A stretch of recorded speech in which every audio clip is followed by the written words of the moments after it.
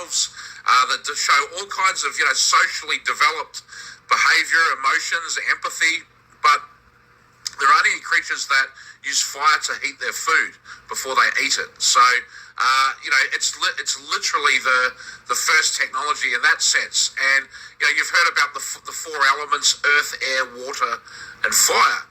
In the Chinese, they have five elements, and the fifth element, like that great movie Fifth Element, is metal, which is the idea of technology and invention and being able to shape and mold the environment around you.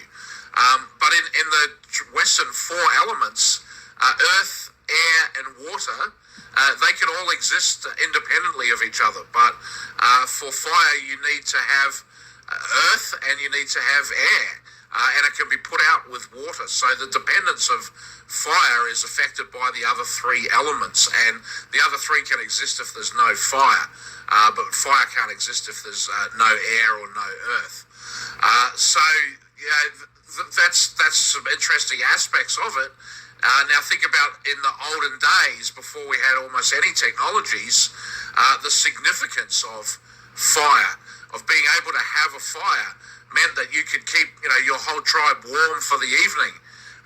You could scare predators away. You could roast game that you had hunted. All kinds of crops. And you could also use fire for, clearing spaces through jungles, pathways, for crop rotation. You could use it as a weapon of war. You coat your arrows and stuff that burns and shoot fire at your enemies. But for all of that, what you needed was the ability to produce fire.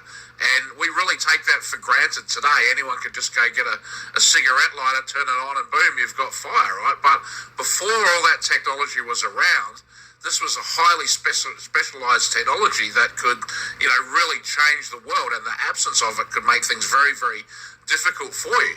And so that's where this concept of the eternal flame comes from, that there are fires that are going that are never put out, because there always has to be some fire burning in the empire. If one fire goes out, they can go and relight it from the other fires that are constantly, eternally burning. And so the Druids kind of evolved out of this, of being the protectors of the technology of the fire and the keepers of the eternal flame. And they would use the fires to signal to each other, which is quite common amongst nomadic cultures. The horse-based cultures, I believe, do this, like in North America. Aboriginals of Australia, many of them would use signal fires to communicate with each other. And that's the concept of the bush telegraph that is known in Australia. That's the original bush telegraph is from fire. So it's the fire cult is one of the oldest cults that we have. And in Greek mythology, there's the story of Prometheus, who was a titan, and he stole fire from the gods. And the gods, they had fire, but they wouldn't share it with humans. The humans were just slaves for the gods, there for their entertainment and pleasure and amusement. And they didn't want them to have fire because that technology could get out of hand. Indeed, that sort of seems like maybe that's what happened is ordinary people got access to fire, and suddenly, we weren't ruled over by the gods anymore. But, as we're going to see in this presentation, getting into the secret societies, there are definitely, rulers, and just because we don't see these gods doesn't mean that they're not with us anymore. Anyway, Prometheus's punishment for stealing fire from the gods to give to humanity was to be chained eternally to a rock, where every day an eagle would land and eat out his liver. And that's how he basically was going to spend eternity. And then Hercules came and freed him. That was one of the 12 labors of Hercules. Prometheus was also married to Pandora, who was the first woman. And Pandora was sent by Zeus in retaliation for Prometheus' sin of stealing fire from the gods. So he's like, here, have this, the first woman. Now, I didn't make this up, right? This is Greek mythology, but that's the story. She gets sent to Earth with a magic box, also an amphora. And an amphora can be a jar, a vessel, a container, and that @ symbol that we use on the internet all the time, that symbol is actually known as an amphora. So Pandora's amphora, when it was poured open, it released all evil into the world came out of that.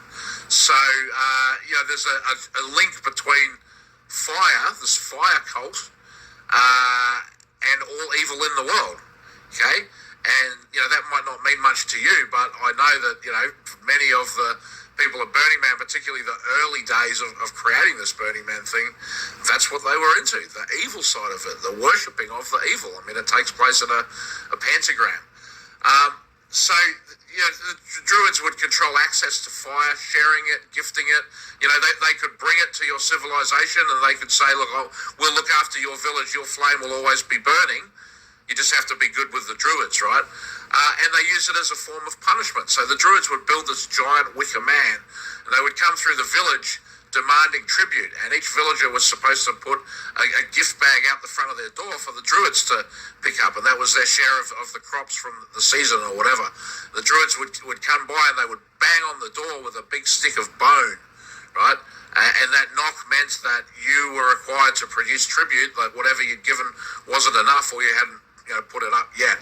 And if you didn't, the Druids would burn you alive inside this giant wicker man as a lesson to the rest of the village, often with your pet animals or companion animals as well. So if you had like a couple of goats or a sheep or something, that would go and be burned with you in the wicker man. So that's interesting that they wouldn't just share that with the village, but that's part of the lesson, I guess, is the sacrifice. And so the Druids had power of life and death over people and over whole territories and regions because of this. And so they were able to actually intervene in wars. And these wise old sages, kind of like the Merlin figure, were there preventing battle and bloodshed. Hi everybody, hi Maggie T, Robert Palmer, Lady Steph C, Teenage FBI Live, Lippo, Justin Retter, Wade, Pity One, great to see you all here, thanks for tuning in. It's going to be a long one today, I think. So Archimedes, he was a famous mathematician, scientist, philosopher, and he came up with this magical fire and basically was able to set fire to the sails of the enemy fleet using concave mirrors that really focused the sun's rays into almost like a laser beam that was able to create fire out of nothing. So you imagine what that technology must have seemed like complete wizardry back in that day, that, we're going to take your city, we've got a fleet of, 100 sailing ships full of soldiers, and suddenly every ship is on fire and there's no dragons in sight, right? Wow. And then this whole concept of Greek fire, which is actually like a pitch. It's like a tar-like substance that keeps burning, and when they would attach it to the end of their arrows and their cannonballs or catapult things that they threw or whatever, this stuff was almost like napalm, right? Like an incendiary weapon that could do a lot of damage as well as additional burning damage. And they would pour this stuff over the castle walls to people trying to climb up and get inside the castle. And this was actually the inspiration for Jack Parsons, satanic occultist, founder of the JPL, Jet Propulsion Lab, and basically NASA co-founder. He was inspired by Greek fire to create the first rocket fuel that he came up with. So, fire being tied, the fire cult, and, he was doing his experiments in Hell's Gulch or Hell's Canyon or whatever it's called. These people are all really into this stuff, and there's a huge overlap today between JPL and the space program, DARPA, and Burning Man. Then we have the whole symbol of the Phoenix, which is an Illuminati and a Masonic symbol. Crimson Rose, Burning Man founder and sort of resident witch. I think I could probably call her that without it being too offensive. I mean, she's definitely been doing pagan magic ritual type things there for decades. And her name actually comes from Aleister Crowley magic spell. Anyway, she linked Burning Man to the Phoenix explicitly.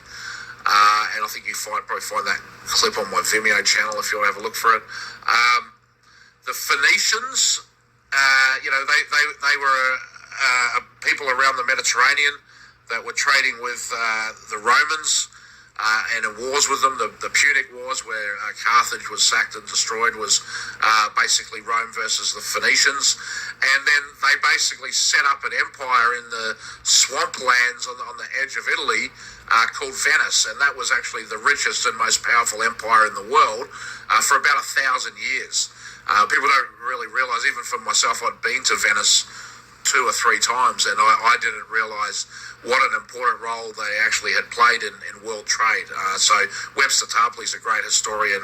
Look up Bertrand Russell, Gollum of Venice on YouTube. That's a really good documentary that'll give you some of the background of that. But basically, the concept that the Venetians had was that they would, rather than having leadership by primogeniture, which is the firstborn son of the king, that's the leader of the area. They basically had a bunch of wealthy families that came together, and they appointed one of them to be the leader for like a 4-year term. So this is kind of the genesis and origins of the modern parliamentary system that we have, of the lords getting together and selecting one of their own who was going to run to be the leader, and then being voted in to be the head of it for that term, and then the term changing, right? So that system was basically, as the Venetian Empire wound down, that was exported to the United Kingdom, and the Doge of Venice, D-O-G-E, that became the Duke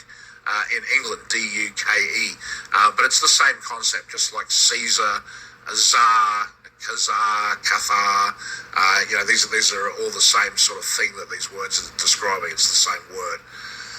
So this is the concept of the oligarchy is tied to this worship of the phoenix, and the idea that civilizations get to a certain point and then they get just completely consumed in flames. This is Armageddon. The Holocaust is a burnt offering.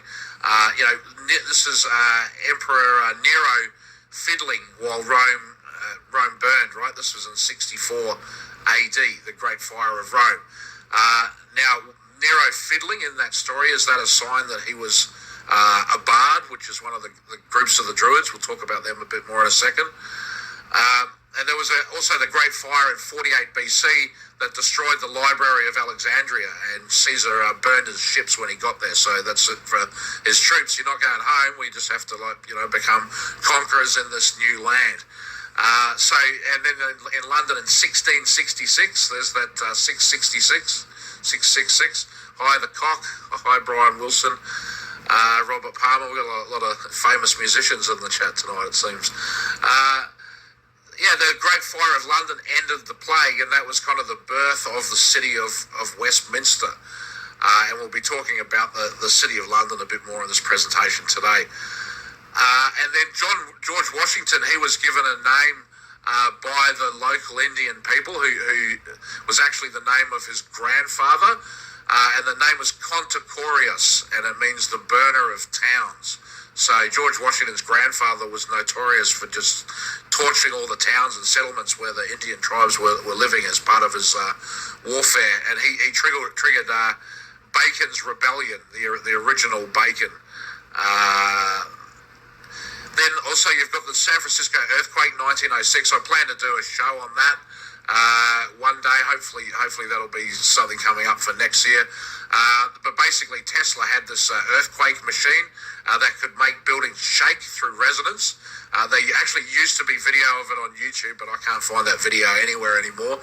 But there was video of a building shaking when he had it turned on. He tried it in New York, and the police came running into his offices to get him to stop. And he took this machine to San Francisco, and he was featured on the front page of the newspaper there with a headline, Mr. Tesla's Earthquake Machine. And then shortly thereafter, there was this huge earthquake in San Francisco that devastated the whole city. But I was intrigued when I was in San Francisco one day in my local diner in Marin, and they had a photo of the day of the earthquake from about 10 a.m. And the earthquake happened about 8 a.m., I think. And the town looked fine. There was a couple of plumes of smoke here and there.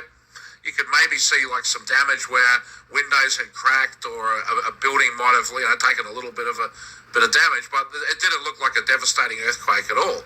But what happened was the insurance company said that they weren't going to pay out the earthquake damage. It was an act of God, but the policies would still cover fire damage.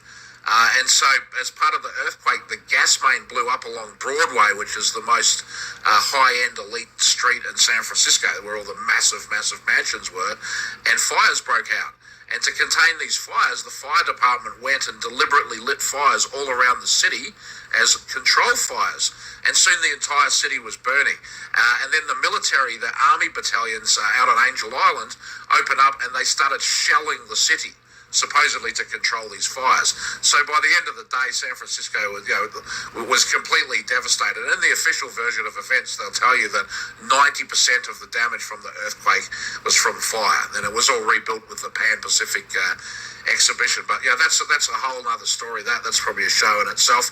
But there are many Freemasons in the fire department. I mean, this is a photograph that I've got at the bottom right there of every single one of those people is a fireman in the Springvale Fire Department and a Mason, right? This is the Masonic degree team from the Springvale Fire Department. And, when you look at situations like what happened to Isaac Cappy, that there were witnesses, there were fire people and ambulance and EMTs present. There's no possible way anything like that could ever be staged because so many people would have to work together. We'll have a look at that photo and just see, like, if there's that many brothers sworn to secrecy in a secret society in one single little fire department, and then you add in, the cops, the hospitals, the coroner, potentially the judges and the legal system as well. They're all wearing these robes and hanging out in these lodges together, sworn to secrecy, sworn oaths of life and death to protect the brotherhood. You can see how stuff can happen. You don't have to be a conspiracy theorist for that. So if you do download this presentation and the PowerPoint, look at the notes. There's quite a lot of information in the notes and different links and stuff you can explore on. And so here's the Druids harnessing fire. And part of having the power of fire was you can offer positive power and you can offer negative power as well. Like, come over with us, we have a warm fire, we have hot food. You're a weary traveller, you've been cold, come over and come into the warmth of the fire. And then there's a warmth of community that comes from that hearth as well. Heart H. So the fire was the heart of the community, and controlling the heart of the community, you controlled who could come, who was welcome, but also who got banished and exiled. So that power to come and go from the fire was incredibly powerful, and so you suddenly they had fear as well, that fear that we're going to burn you alive, or that we're going to burn your home down or your village down, or that we're going to burn your crops, right? So they didn't want access to this technology to proliferate.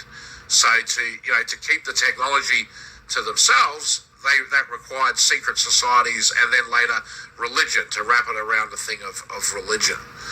And then fire is an essential part of warfare as well, because you need to burn bodies. That's just the reality from the battlefield, and you need to heat the troops overnight. They're not usually indoors in these olden days of armies. So having a look at these logos on the screen there, you can see the UN logo. It has these laurel wreaths around it, and then the Federal Reserve symbol. It has an oak wreath on it as well.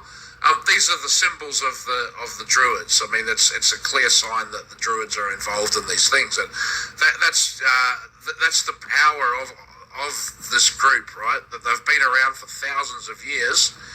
Merlins making peace between kings of rival nations, and building their power on technology and intrigue and secrets. And they're still around today and still doing that today. And they put their symbols everywhere. Like when you start seeing, a sheath of corn is another one. But particularly have a look for this laurel wreath or this oak wreath symbol, and you'll see it on so many different things. And then you look into who's behind that company, and I bet you'll find secret societies, Masons, Templars, whatever on that. So the different levels of Druid, there were these bards and ovates who were sort of more. I guess the ovate was more like the witch doctor. They had the knowledge of potions and plants and herbs, so that would include poisoning, the ability to do poisoning, as well as healing technology.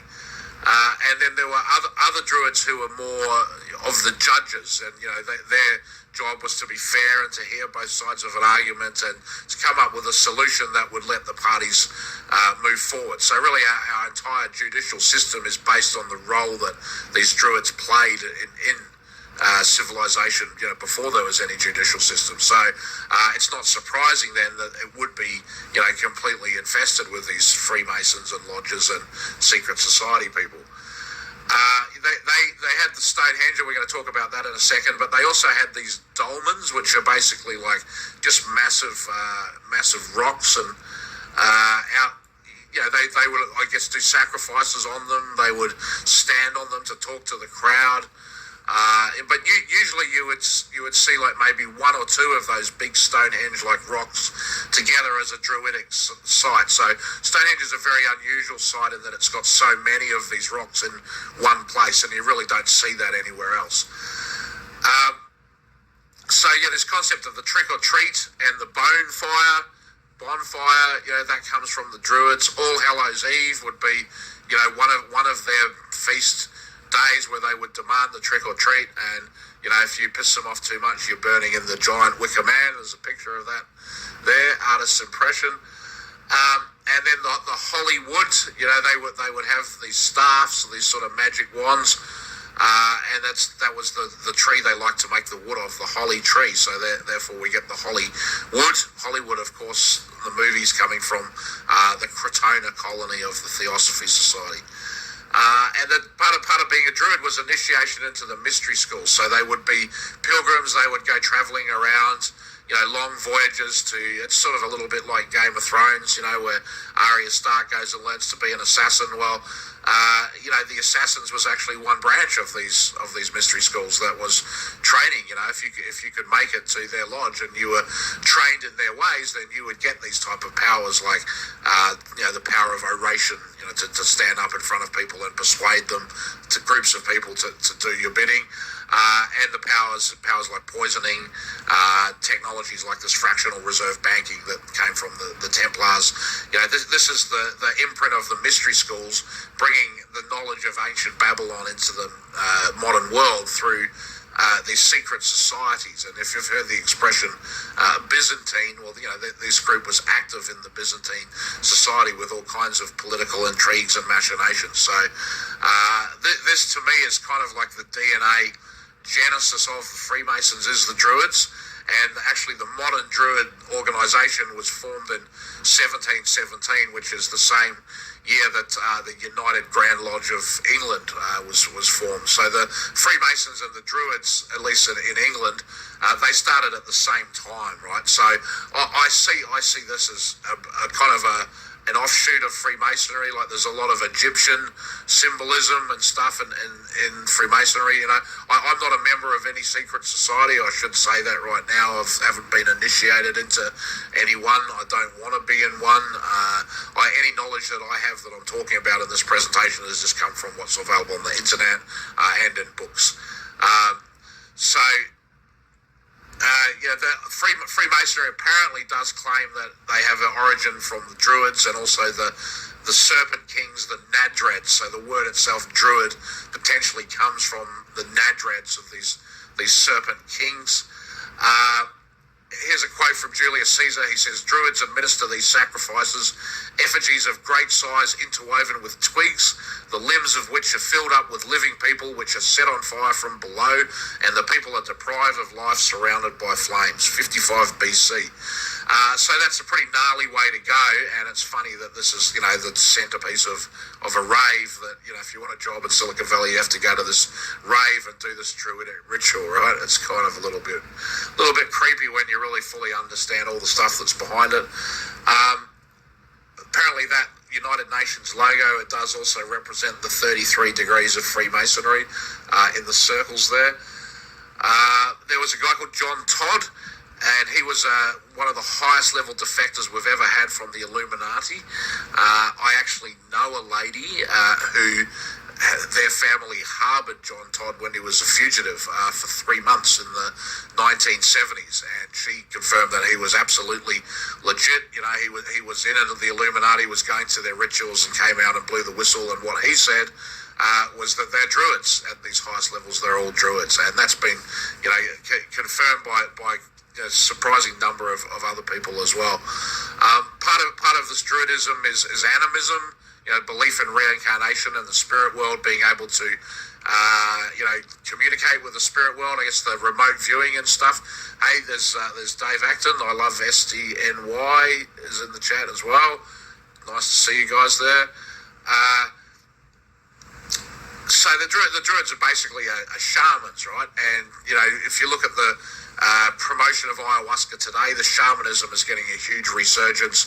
Terence McKenna, these kind of spiritual gurus with access to hallucinogenic drugs. I mean, this is all druids. This is the ways of the druids that were put into extremely advanced technological forms during the MK Ultra project, but were ultimately the same stuff that the druids have been doing for thousands and thousands of years, right? The most secret knowledge of society is the knowledge of how to control society, and that's what these ancient mystery schools have had, for the whole time. So let's go to the next one. I think that went back. Here we go. So some pictures of Stonehenge and some druid stuff going on there.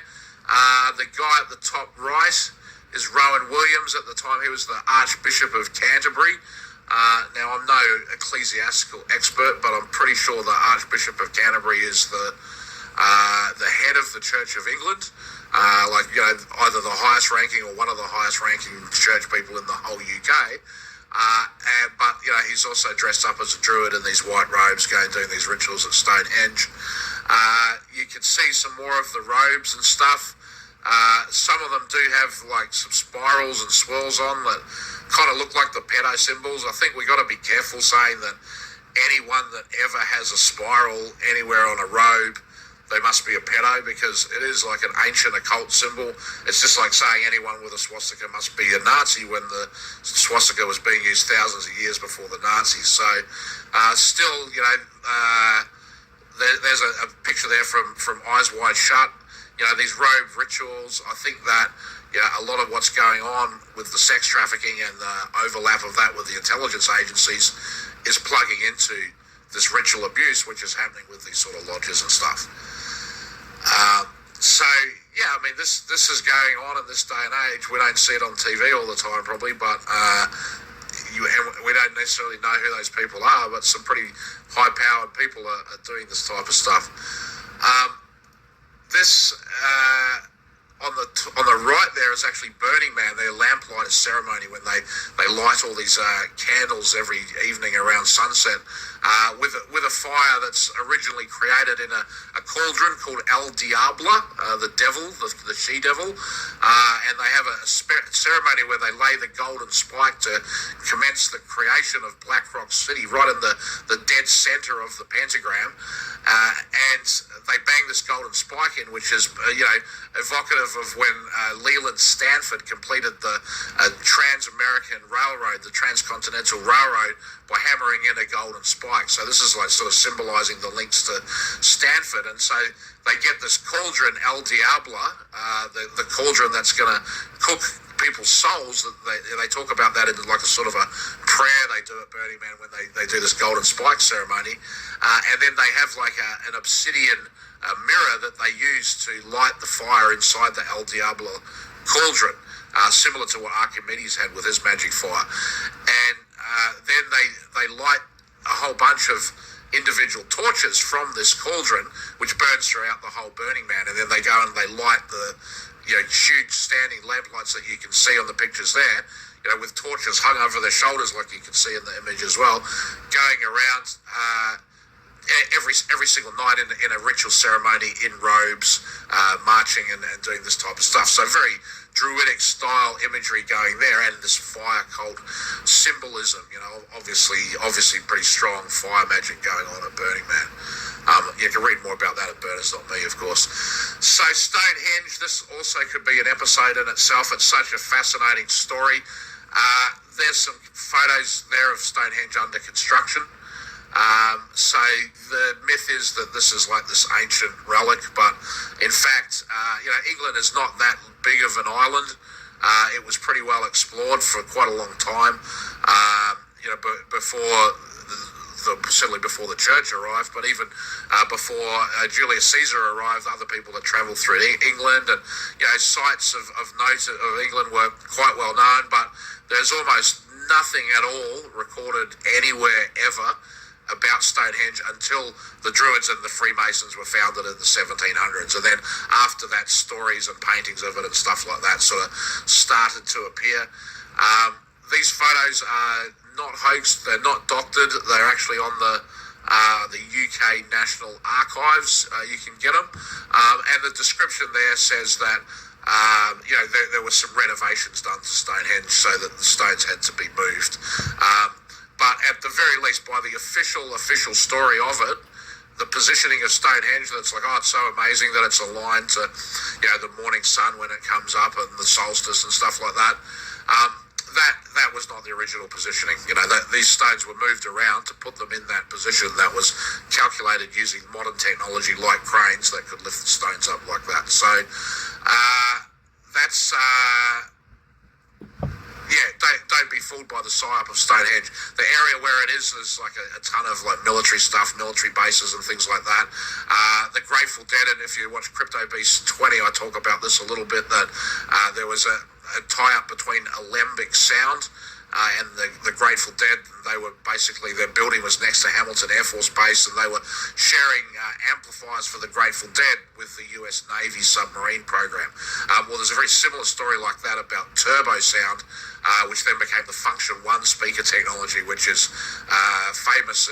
If you go to any raves, you'll hear these Function One systems. They sound absolutely incredible. Horn-based speaker that came out of Naval Acoustic Warfare Research, and that company had their offices on the Defence research base area that's right by Stonehenge, and that's where the Glastonbury concert with its big, occult pyramid stage was built using this technology developed by Turbo Sound.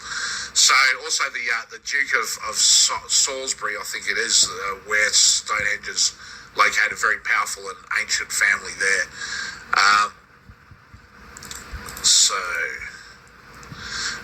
Here's a picture of Queen Elizabeth, then Princess Elizabeth, being inducted into the Druids. She was inducted into the Order of Bards and Ovates. And then also I have on the inset at the top right there, that's a picture of Winston Churchill being inducted into the Druids.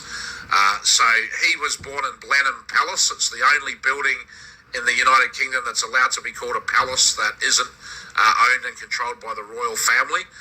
His family are the Dukes of Marlborough.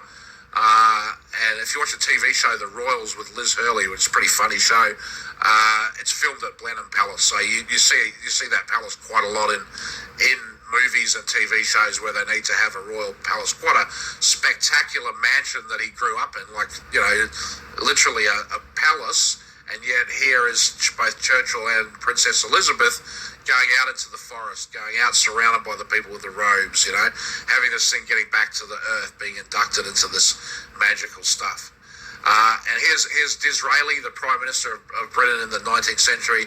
He says, "The world is governed by very different personages from what is imagined by those who are not behind the scenes." And people are starting to wake up to, okay, there's this Bohemian Grove, but I don't think they really have fully grasped yet how pervasive these secret societies are. But the Queen herself is, she's not necessarily the boss of the land. So this image, that there's so much going on there, it's kind of a bit hard for your eye to take it all in for a second. But that sure looks like some kind of king or royal figure going through the streets of London, doesn't it? But it's not. That's actually the carriage of the Lord Mayor of the City of London. And the City of London is its own kind of private little state, just like the Vatican is, just like Washington, D.C. is, Australian Capital Territory, where Canberra is, the capital of Australia. District Federal in Mexico, where Mexico City is. They have these centers of power in these very special trade zones where the regular rules don't apply. So in the City of London, the Queen has to ask permission to enter the city in a special ceremony. And within the City of London boundary, the Lord Mayor walks in front of the Queen. And you can see that in the photograph there, that they're very, very careful where they put their footsteps because the protocols of this are huge. Everywhere else in her territories, the Queen walks first, and her territories are 1/6 of all of the land on the planet, right? But for some reason in the City of London, the Lord Mayor goes first. She's not the boss of it, right? So, and that gets reinforced in many different ways. Looking at the largest landowners in Earth, it's hard to get this information, and it does keep changing. But at the very top, it doesn't really change too much. So the Queen is Queen Elizabeth II of the UK, Australia, Canada, New Zealand, 28 other countries and territories. Well, that's incorrect. I think there's actually more than 70 countries in the Commonwealth. But she has a legal claim over 6.7 billion acres. 6.7 billion acres of the earth belong to the Queen, with an approximate value of $33.5 trillion. The next in the line is King Abdullah of Saudi Arabia, 580 million acres. And then number 3 is the Pope. So the Vatican City plus the Church, what they control, 177 million acres. That's pretty big, right? That's worth 1.7 trillion. Then we have the King of Morocco, 1.65 trillion, 110 million acres. The King of Thailand, I won't say his name because he recently passed away. King Abdullah of Jordan, 24 million acres, $360 billion. The Sultan of Oman, Sheikh Zayed of Abu Dhabi, I think he's passed away as well. And Emir Jabir of Kuwait, Grand Duke Jean of Luxembourg is number 10. Even though that's only 638,000 acres, they're worth 63 billion.